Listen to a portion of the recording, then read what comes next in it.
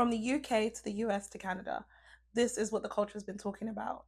This is the Tiye Noelle Show.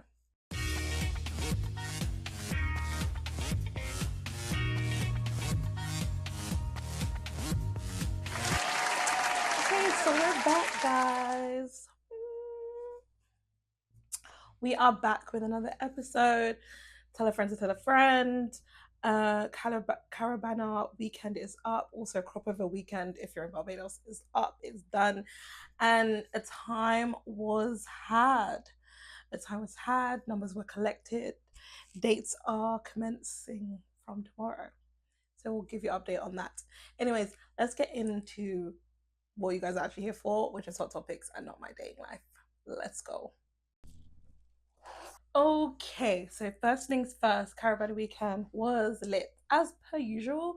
I will say I'm a bit old now, child. Like we were going back to back.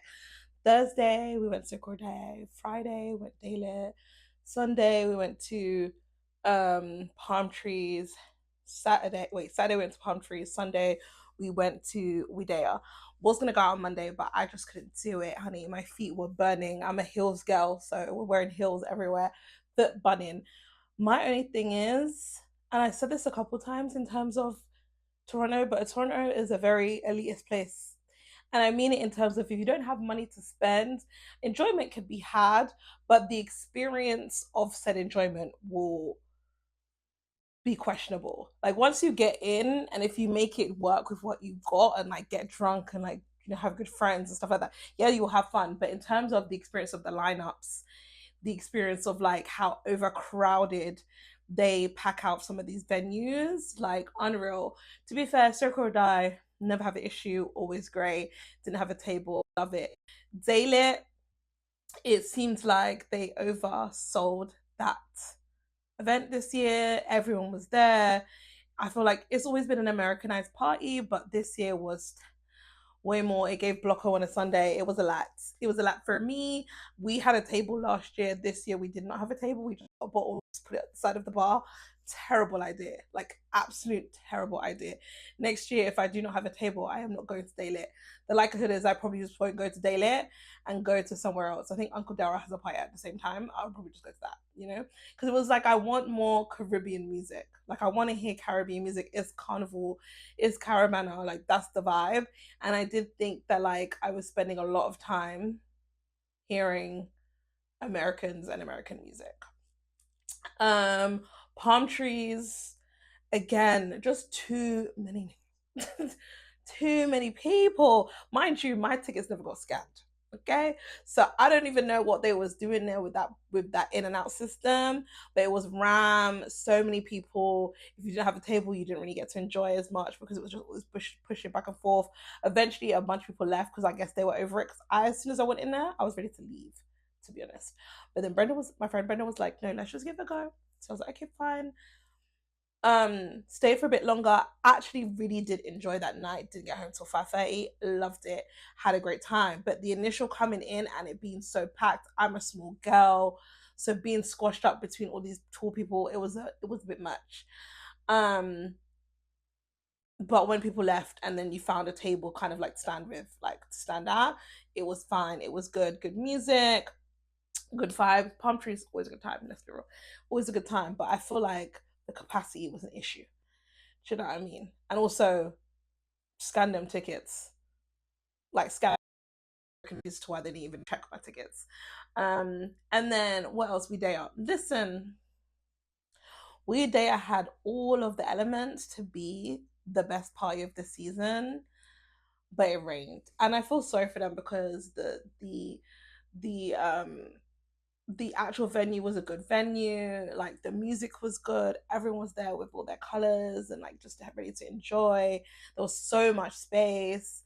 They had activations with like Nike, and you get your t-shirt printed, and they had ice lollies like with the We Day sign on it, and they had like all of these different small activations where people could take pictures that were all branded with We Day stuff. Like it was a vibe. It just rained, and it's really sad that it rained. But I will say, people were dancing in the rain. They did have the tent, so like if you were squished up in the tent, you would have a good time turning up.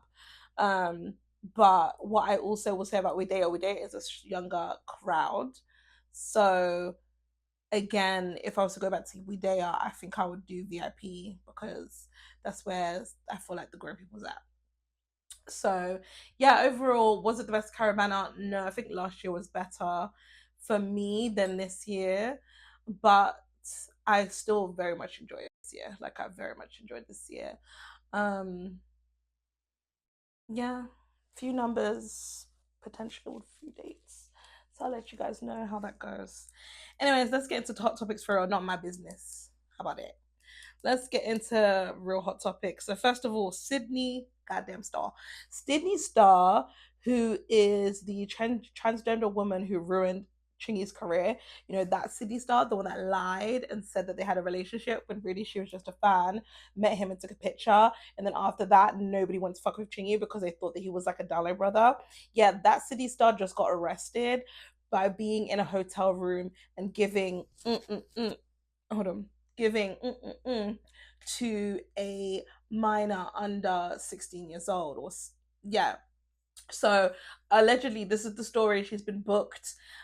She's not been let out on bail, but apparently this young person, this young boy, was on some sort of trip with his school sports trip. He was staying at the hotel. She apparently lured him into her unit, her bedroom. I don't know what it was. His mum apparently was around somewhere. I don't know. I'm like, where's the parents? Where's the school? Like, where are the people watching this child? He went in there and she performed this act. She's saying it's consensual, but at the end of the day, ma'am, I'm gonna be nice, ma'am. That's still a 17-year-old boy or a 16-year-old. However, anyway, he was under 21. Therefore, he was a minor, under 18. So whether he consented to it or not, you nasty for doing it.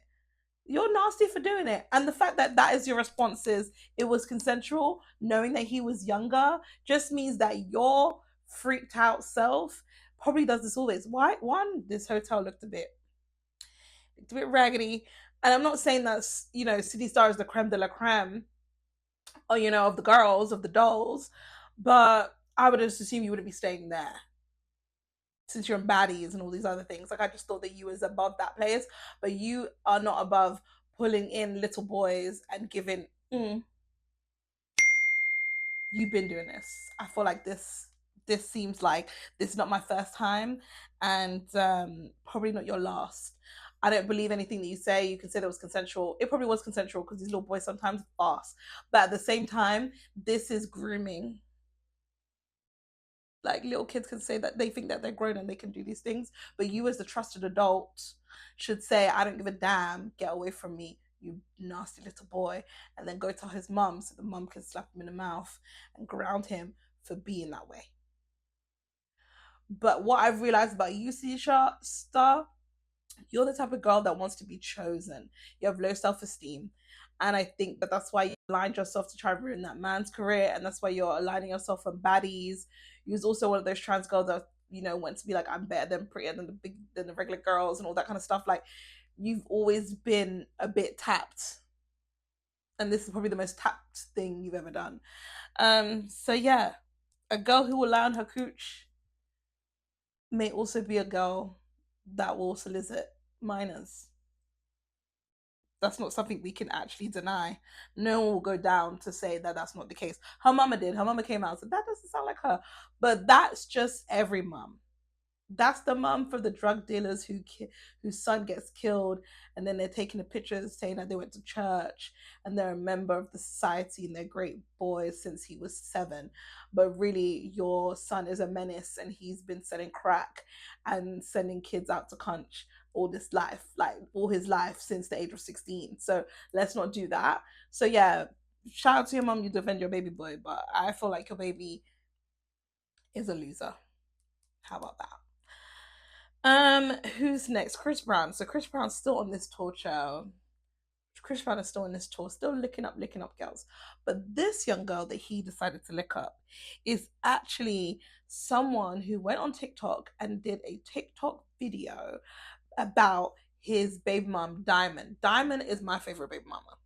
Diamond is my favorite baby mama. Diamond Brown is because she's the one that takes no shit and she's the one that calls him out on his nonsense all the time. She's also not the weird one. We're not talking about the one who was the Karuchi lookalike. We're also not talking about the other one who was begging friends with Diamond just to then slip under the radar and fuck my man.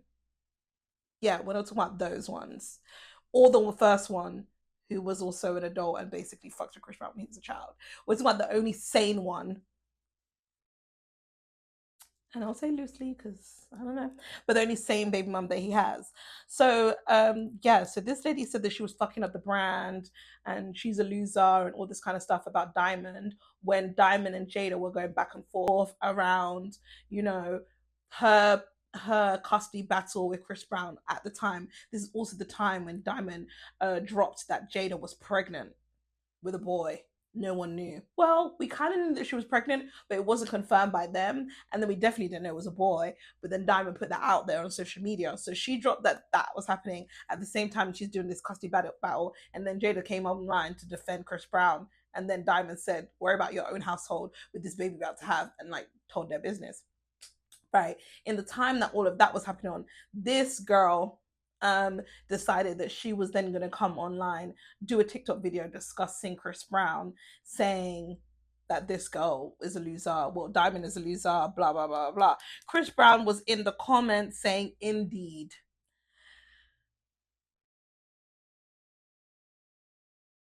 Chris Brown, as I said, was in the comments saying, indeed. This is the same Chris Brown that the other day was in Diamond's comments putting a whale emoji when she was laid out on the beach. Chris Brown. Anyway, so he decided to bring her up and do this on the stage, I guess, to support her for being a support of him and his toxic ways. I don't understand. This is a pick me bitch that I've ever seen one. This is a pick me bitch if I had ever seen one. I don't even know if I'll be bold enough to go up there, but I'm assuming that they probably have been in correspondence since this young lady did the video. He wrote, indeed, they've probably been chopping it up, and he couldn't wait for the moment that he could do this because he hates Diamond with a passion. So anytime he could do something to embarrass her, belittle her, like just come after her, harass her, stalk her, all of the above, allegedly, allegedly, allegedly. I believe, I believe, I believe, I believe. He will do it. At the end of the day, baby, like enjoy your moment. It's a moment.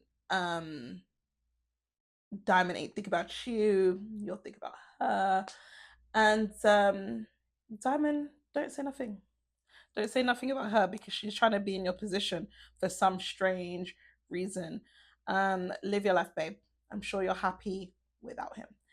Anyway, next. Another weird person. This is the first couple stories is just weird ass bitches.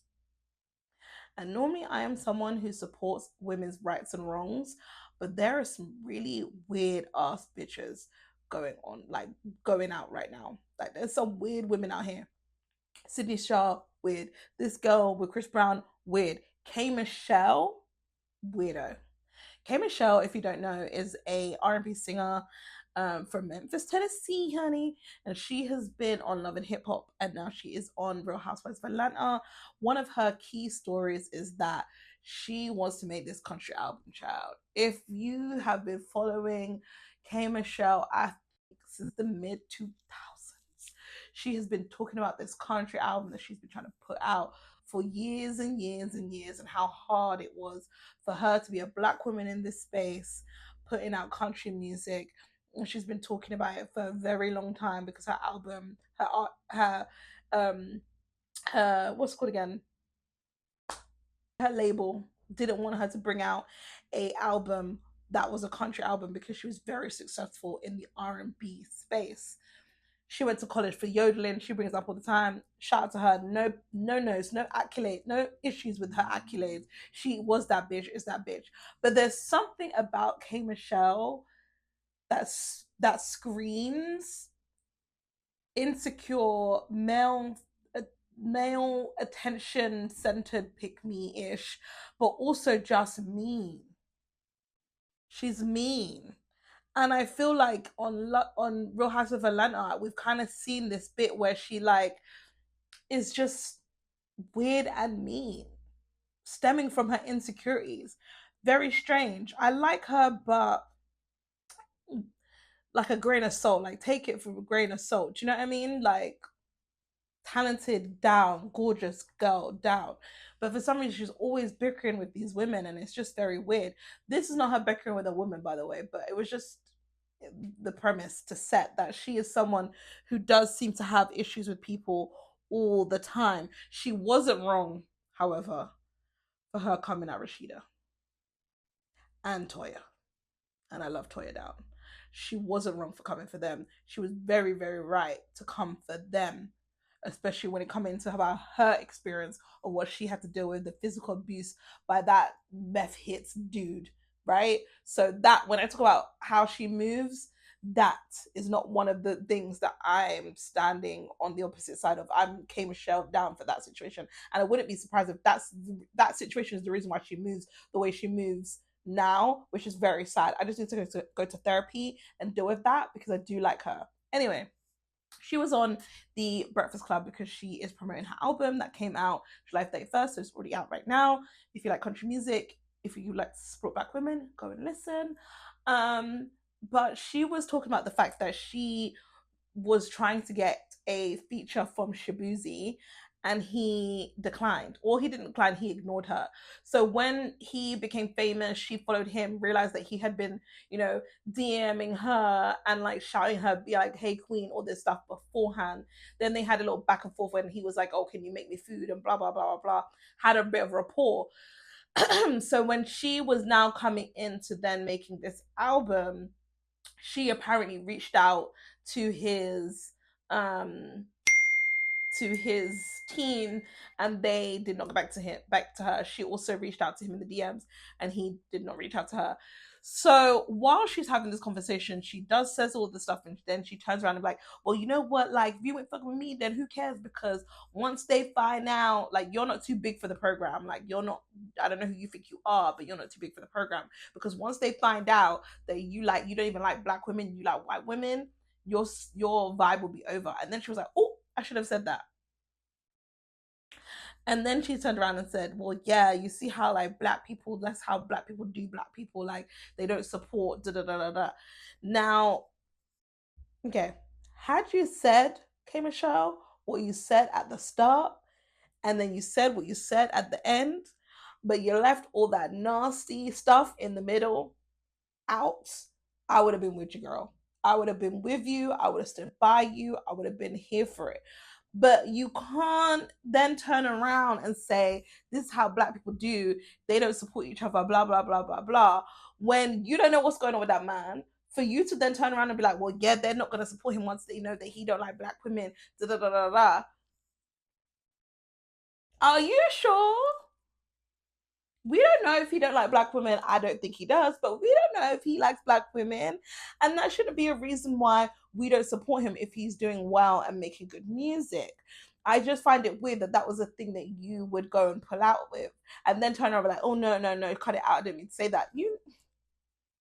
That was the meanness jumping out that I was talking about previously. Like there was no need for you to say that. We don't know what that man's doing. He probably doesn't even no longer manage his social media himself because the Shaboozey that was messaging you asking you to make ribs for him might not be the Shaboozey now because he is so successful now. Obviously, we don't know when she DM'd him, but I'm sure it was after that tipsy thing because you probably didn't want to make music with him then.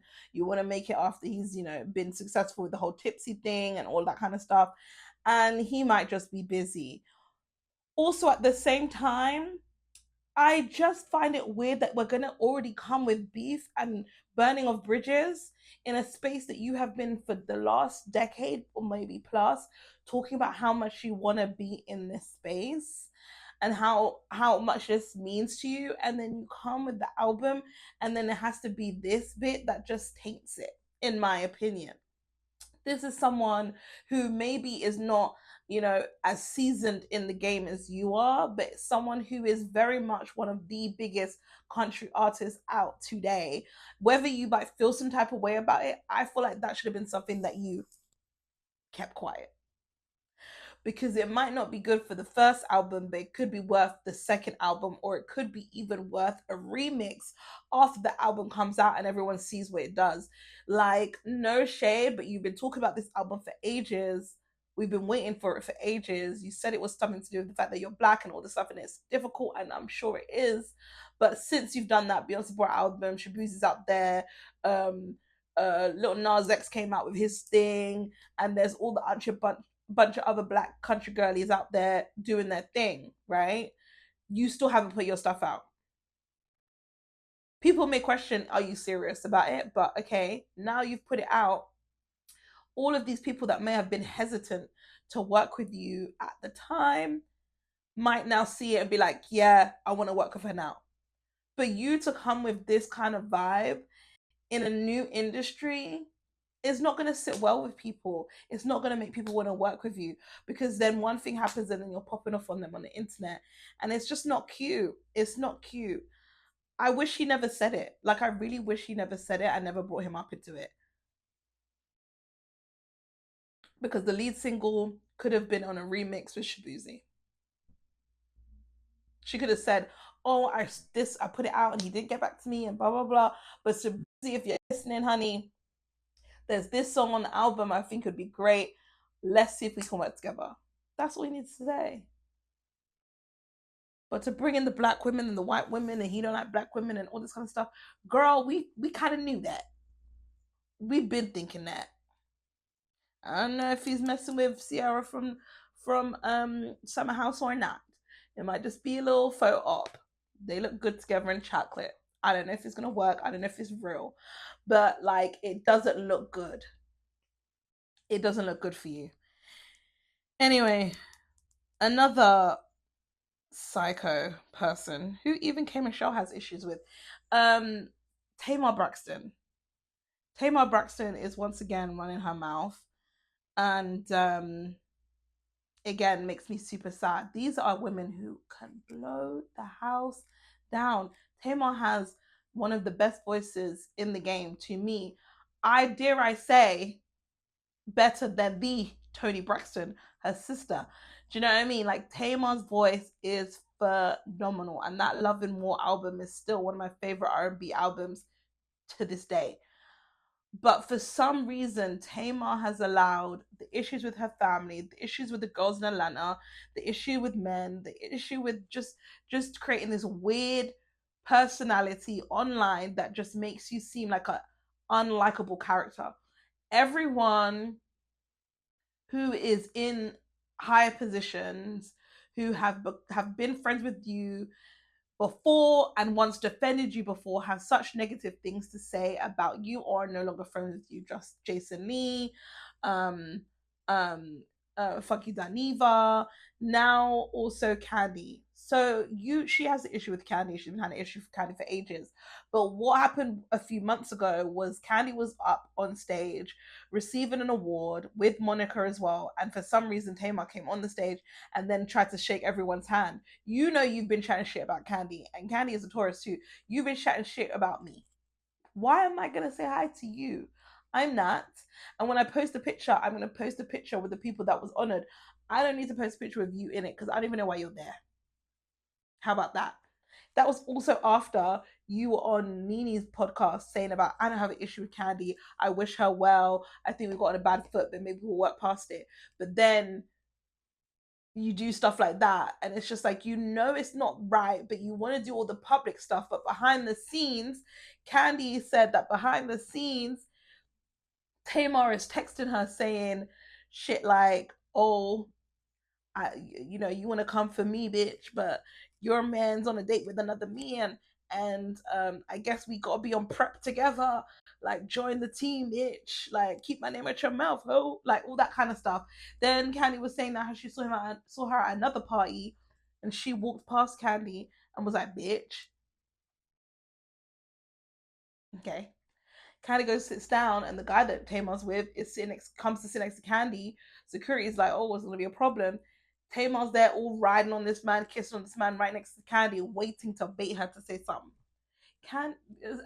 Tamar, you're a weirdo. Like, it's weird. It's so weird.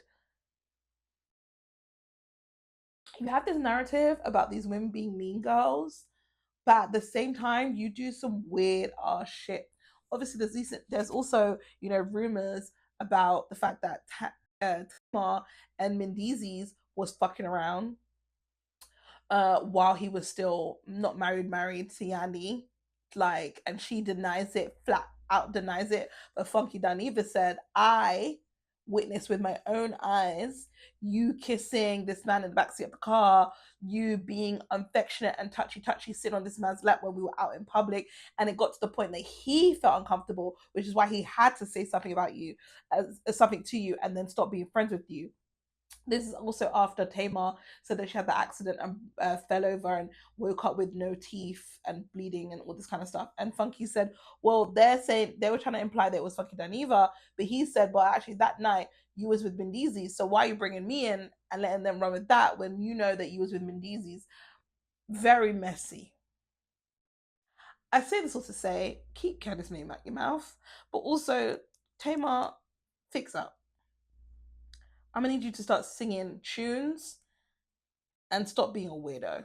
Like every time you're in the news, it's just some weird shit. Like very strange. Plus, she's like all up on TikTok and Bigo, and all those places, like on live. It's very unbecoming.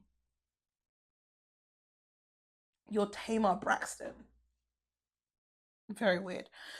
Anyway, let's get some good news down in Atlanta. Tiny and Ti renewed their vows after 60 years of marriage and 20 plus years of being together. They did it down in Jamaica. So cute. One thing people can say about Tiny and Ti is Ti don't play about Tiny. And that's kind of the love that we want. Obviously, there's the cheating allegations and all that kind of stuff, right? But at the end of the day, he was a rapper and he was there cheating and stuff. But then I remember that time when Tiny broke up with him and then she started dating Floyd Mayweather, and then Ti went to fight Floyd, and then he was gonna fight Floyd, and she said, "Why you mad, honey? Because when you was out here fucking these hoes, Bernice Burgess, or whatever her name is, and all, and I'm here now fucking this man, now you want to have a problem." And after that, he fought for his wife. Ain't had a liquor problem since, to be honest, other than, the threesome dungeon stuff about the two of them together. But separately, we're not hearing Ti doing some crazy stuff. He loves that woman down. When people want to be coming after her for her looks, he talks about the fact that she was that girl for him, and that was his dream girl, and he got his dream girl, and he talks about it all the time. I love them. I love the Harris family. So yeah, happy anniversary. Make this love continue time after time after time after time. I love them down. So yeah, find a man that loves you down like that. Maybe not like this, their type of relationship, but in terms of the commitment, the loyalty, very beautiful, beautiful relationship. Another beautiful relationship down up in Jamaica. Vybz Cartel and Sidem, they're expecting a baby.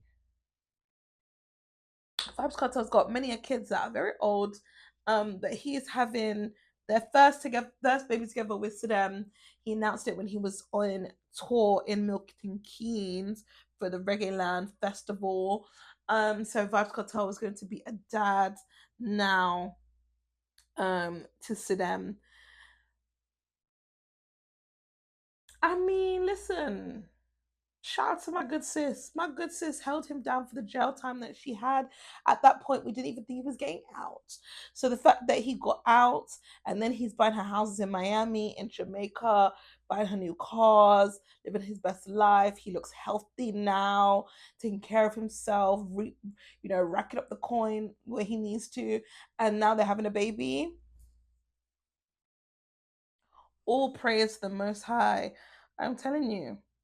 I'm telling you, I'm not mad at it. I think that this is lovely. I think this is lovely. I think when you literally think that you're never going to have another life, like your life is done, you're going to die in jail basically, then to come out, I feel like Vybz Kartel has done exactly what to do. He made amends with the people with Movado, all the people that he needed to make amends with, his first baby mom. He's making amends with everyone. He's there for his kids. He's there racking up all the money on tour, get all the money that he couldn't get all this time. Obviously, things were overturned, so he's able to fly internationally. He's going all over the place. Got this woman who's ride for him. And then, now they can have a baby together. I think it's beautiful. Is he a bit old?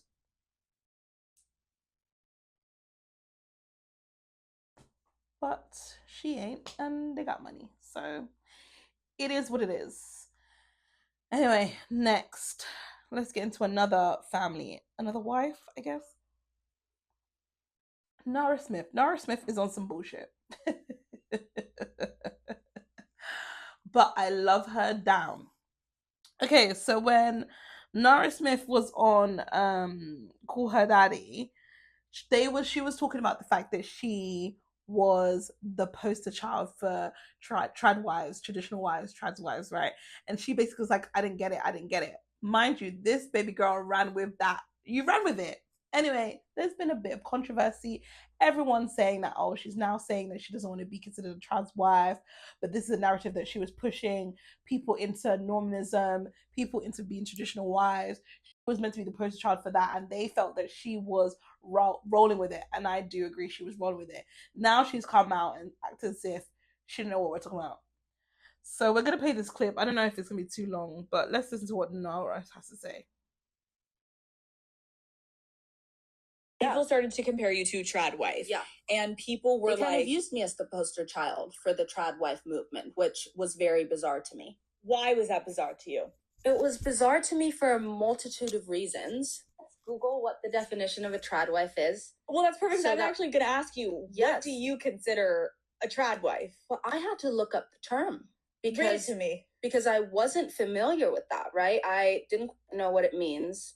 But the fast answer is a trad wife is a woman who embraces or promotes a traditional model of marriage and family life where she typically prioritizes being a homemaker and a primary caregiver for kids, takes primary responsibility for cooking, cleaning, and managing the household, supports her husband's role as the primary breadwinner, often values traditional gender roles within marriage. So with that definition and those points, I'm none of that. Don't prioritize being a homemaker. I'm a working mom, but that's a passion of mine. It's a hobby. It's not something that. Okay, so she's basically saying that by definition, she is not a trad wife because at the end of the day, she is not prioritizing homemaking. She's made it her hobby into a career, which eats, I guess. She's also saying that she doesn't split. She's not a full-time caretaker while her husband is the full-time money maker because obviously she splits the money. She also has a career. She says that he cooks and cleans as well as she does, so it's not like a full-time thing. But my thing is like, is by definition, is she a trad wife? Absolutely not. She is clear on how her household moves. And I do think that if you are someone who watches them, you do see Lucky come in and cook. You see him take care of the kids. Like he puts in a load on and all that kind of stuff. He goes work and she's obviously working. Like this filming that you're seeing her do is a job. It's not just her doing it.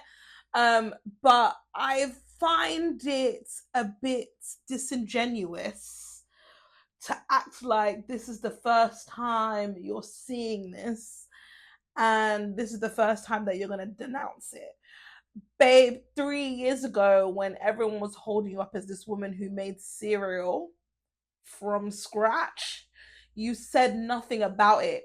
When you was coming with this whisper, whimsical voice and dressing like you're from the 1950s, you said nothing about it.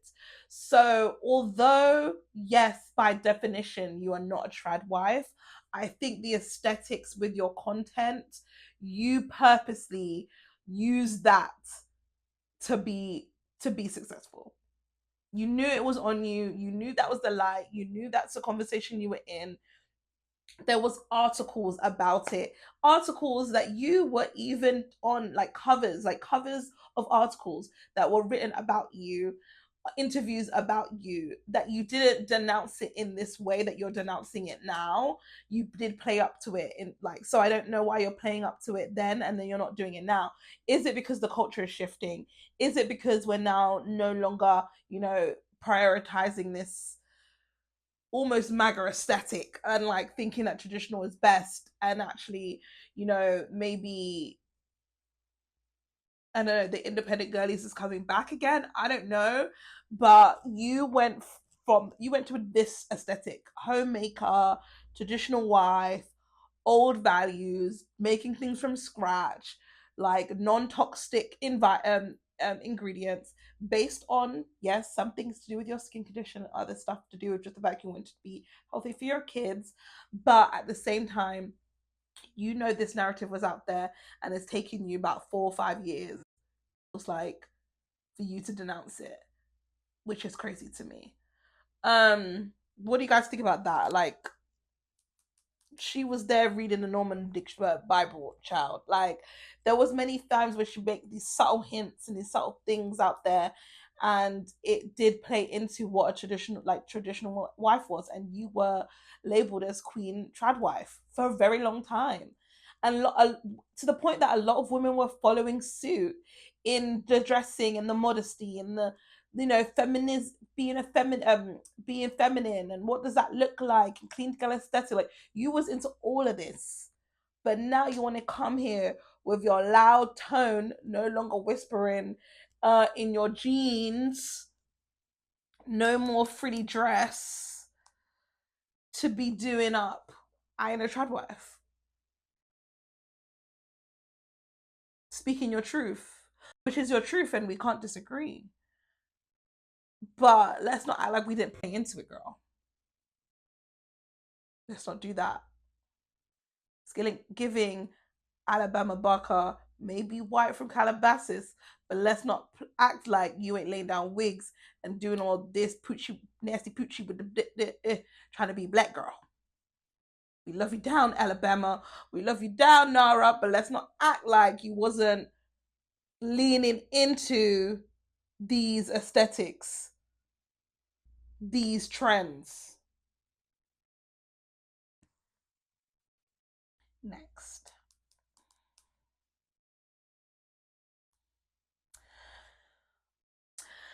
So, Marvel's racist. And this is personal because I do like a few of these shows and these movies, but they're not coming out. So, Wonder Man was cancelled. It was season 1, it was on Disney Plus, it was very, very good. Cancelled. Why? Let me know. Ended really well. The Blade movie that was meant to be coming out ain't come out since. Cancelled. Nobody knows when it's coming out. Anthony Mackie's Captain America meant to come out, ain't known about it, ain't gonna come out. Why are all the black superhero people, their movies not coming out?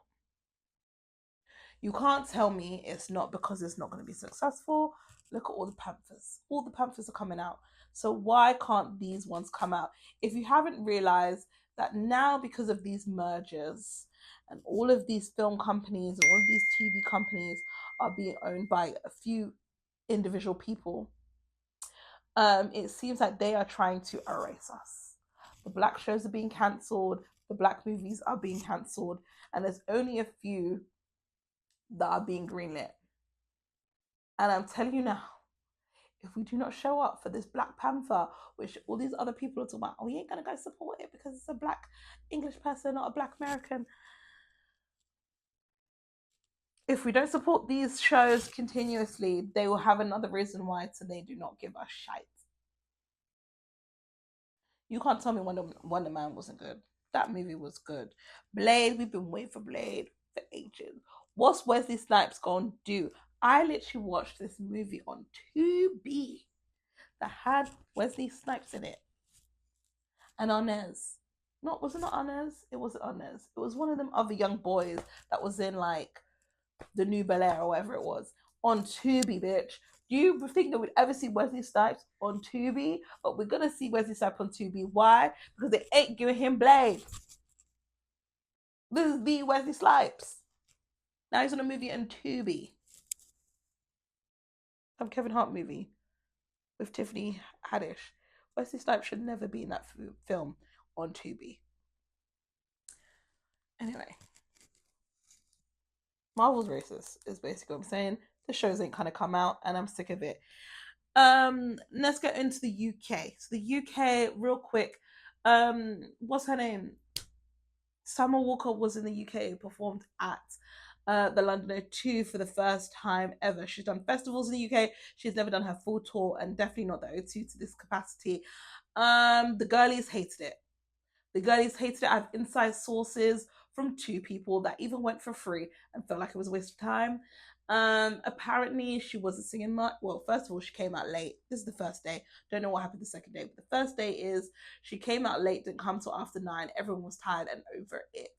Then she came, barely was singing, and that's the whole point of Summer Walker, because she doesn't give stage presence that great. Apparently she had 10 million wardrobe changes, and then she didn't even cut some songs because she was running out of time. But the vocals weren't vocaling. She was barely singing live. She was getting crowds to sing for her, and it didn't bang. Some woman on TikTok said that she was performing rituals, but I don't believe it. But I just think it was messy. I feel like Summer is one of those artists that she has to decide if she want to work today. And I felt that day she didn't want to go to work. I heard a bit more stuff, positive stuff about the day after, but the first day, honey, she must have been over it because she was late and she didn't want to sing. I've seen Summer like twice, both times decent, but they were in a festival capacity or an opening act capacity. If I went to see Summer Walker perform, well, actually, no, that was in one of them was in her own show, but that was in the UK, and that was when she first came out. So all she did was sing and stand and sing, and that's what we gave her, and she gave what she needs to give. But other than that, like, she's trying to do a lot more now. Apparently, the stage setting wasn't giving. From the pictures and videos I saw, it seemed okay, but it was too much of the changing of the clothes, changing of the set, and not enough focus on the vocals. And that is what Summer is known for. Summer is known for those vocals. So I think she's leaned too far to the other side. Before, sang down but didn't do anything, bad stage presence.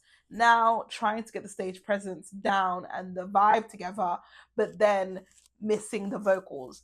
Maybe too much up and down, too much changing of the clothes, out of breath, can't sing live anymore, don't know. But what I will say is London can be hard as critics, and I first thought that people were just being hard, but I spoke to my personal friends who went, and my personal friends said and they also went for free. So the fact that they went for free through something with work, not for anything, but if the fact that they went for free and they still don't rate it, and said that if they had to pay, they would have been pissed. I know, Summer Girl, we're gonna have to fix it.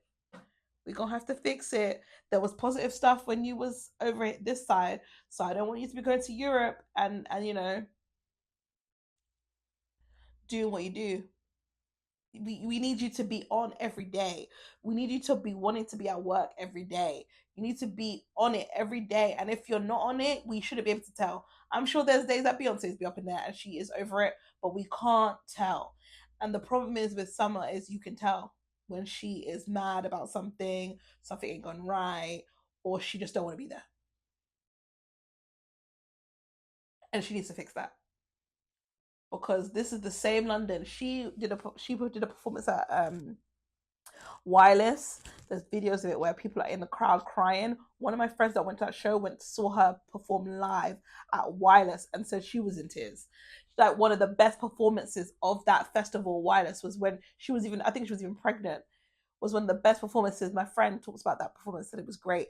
So the fact that she went from that crime with Starr while she's pregnant in a wireless stage, to now seeing her a few years later in her own O2 Arena performance, and it's not giving anything near what that gave on less time, less production, and while pregnant. There's something wrong. And I'm assuming it's just that she didn't want to be there that day. Because I've seen Summer, and when she want to be there, she is good. So even if you don't want to be there, babe, we need to work on. We're gonna have to work on the act of just showing up, because we can't be doing that here.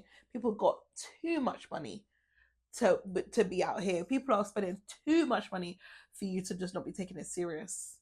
That's not okay. It's not okay. Anyways, we're still in the UK. I guess it's the UK, US. I mean Australia, but this is about Young Philly. We know that Young Philly has been found not guilty on 3 counts. I just like to point out that there was 9 counts, 10 counts. 3 of them he was found not guilty on. 2 of them he 2 of them he has been found guilty on 2 counts of bodily harm related to the incident, which is like the breaking of the skin and stuff like that. So off on 3 counts, found not guilty on 3 counts, found guilty on 2 counts, but then there are still a remainder of 3 other counts where the jury couldn't reach a verdict. So let me say something, yeah? There has been a lot of whatless, red pill, weird ass men on the internet jumping around, doing backflips, and almost opening their mouth and throat ready to guzzle his nutsack, saying that he was found not guilty. As if there is not these other things at play. He has been found not guilty with the R word, which again, questionable, because she did say it was consensual at first, but this bit wasn't consensual. But they found him guilty on the things that they believe were the unconsensual things, which is the biting and the aggression and the physical abuse. But they don't want to consider the actual acts as unconsensual, which means he would have pleaded guilty for the R word. However, there are still 3 other counts that they have not been able to reach a verdict on, which means that it's not so easy that she lied and the evidence doesn't show that he did this, and he's an innocent man and they're always trying to come after them and hold these black men down and blah, blah, blah. It's not that, because if it was that, he would have been cleared on all charges. He was not. He was found guilty on 2, and 3 are still pending, which means that they can reopen the case, retrial him for the whole thing if they want to. So let's not get too excited. Let's not get too excited about it. This does not mean that she's a liar and they need to dox her and who's this woman and all this kind of stuff. And you sick ass men that believe that because of this said verdict, that means that this girl has lied and all her story is fake, is some BS. This never gave that she lied. This never gave that she lied. So let's relax. Anyway, he will then remain in bail, because again, he wasn't found not guilty, meaning he's free to go, so he can go home and celebrate that he is not guilty on all counts. He is still found guilty on counts, which means he's still got to stay his ass in jail. Okay, remember that, right? Anyway, then once they go and find the sentences of the 2 things that he has been found guilty on, prosecutors can also then decide whether or not they want to retrial for the unresolved charges. So the 3 others that weren't found not guilty, they couldn't reach a decision on those three cases. Prosecutors can still then decide what their next move is when it comes to those things, because it wasn't without a reasonable doubt, right?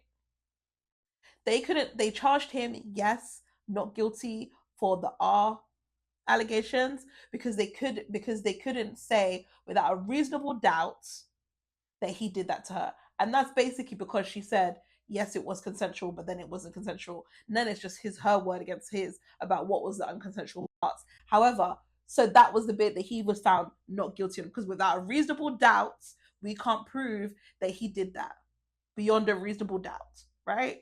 But beyond a reasonable doubt, we can prove that he bit her. He had to admit it. She admitted it. It's on tape or on record in the initial statements.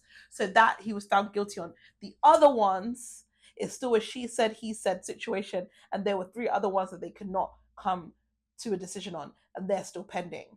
So we'll see August 21st, sorry, what the prosecutors decide to do. But he still has to be sentenced for the 3 things that he pled guilty on, technically, but admitted to on stand that he did, but not in a non-consensual way, but whatever. So yeah, all you niggas, and everyone's like, oh, all his friends that didn't stand behind him, da-da-da-da-da. What are you not even talking about? Like, what are you not talking about? Sorry. Yeah, I can think that my friend's never going to do something, and then it comes out that they did something. I'm not about to put my whole livelihood on the whim of the fact that this man could have or couldn't have done something. You don't know what they've been doing behind scenes, whether they've been talking to him, whether they've been helping him pay for stuff or not. Or maybe they don't want to be dealt with him. Do you know why? Because actually, at the end of the day, some of them are just colleagues. Some of them are not actually his friends, but they're just colleagues. But even if they were his friends, I'm sorry, but if I was Young Philly, I would never want my friend, let's say Harry Panaro for a second, would come out and defend me on our case, as serious as that is. You know why? Because that man has kids. So I'm gonna, shout and be like, oh no, I think he's innocent. I think he's innocent, not knowing how things are gonna go, knowing that will ruin my career and I won't be able to feed my family. Why the hell would he do that? Why would anyone do that? Why would chunks? They, whether we like to think of it or not, they are very famous, especially in spaces with young people. So yeah, they can't just be having friends with allegations like this and then thinking that they're going to continue to be successful and famous and it be okay. It's not okay. It's never okay. So that's weird that you lot think that Chunks and HP and all these people, Nella Rose, should be all there defending him before any of this information came out. One, they don't know what this man does in his private time. Maybe some of them do, which is also why they didn't say anything. But also, some of them might not know. But even if they do know, and if they do believe that he's innocent, why would I want my friend to say this, knowing that that could then ruin their whole lives, and these people have families and kids? That would be very selfish of Young Philly, and I doubt he even expects that of them. Anyway, there's also news that according to 9 News in Australia, he was also caught with half an ounce of weed while on bail, and it's illegal there. I don't know if that's to be true, but if it is true, he ain't learned shit. He ain't learned shit.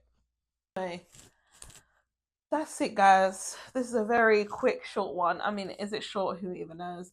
But we need to just run through these topics because your girl is still kind of hungover. I'm going back to work tomorrow when this drops.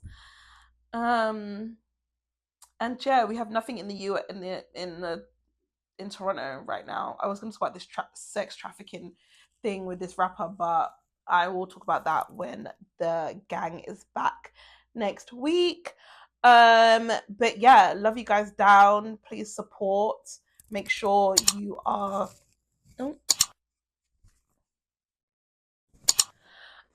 Yeah, so anyway, love you guys down. Please support, like, comment, and subscribe. Tell a friend to tell a friend. If you have any suggestions for the podcast, what you would like to see and hear, any guests that you would like to have, please comment them down below. And I will see you next week. Bye.